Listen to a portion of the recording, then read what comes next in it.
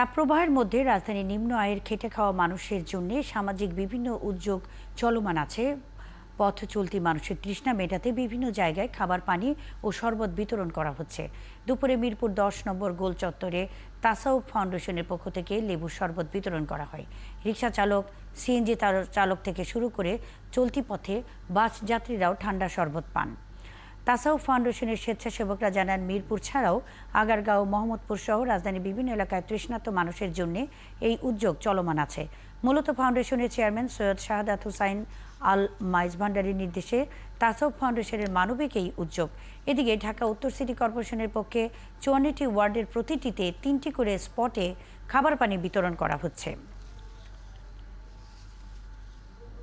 এটা হচ্ছে আমরা মিরপুর 10 নম্বর দিচ্ছি, মোহাম্মদপুর দিচ্ছি, আগারগাঁয়ে দিচ্ছি, এবং যারা রাস্তা সাধারণত রিক্সা চালক, যারা দিনমজুর, ওনাদেরকেই আমরা এগুলো বেশি দিচ্ছি। ঠিক আছে, এছাড়াও আপনারা দেখতে পাচ্ছেন যে বিভিন্ন শ্রেণীর মানুষ যারা একটু তৃষ্ণার্ত তারাই আসছে আমাদের কাছে যে একটু পানির জন্য, তা আমরা ওনাদেরকেও এই পানি দিচ্ছি।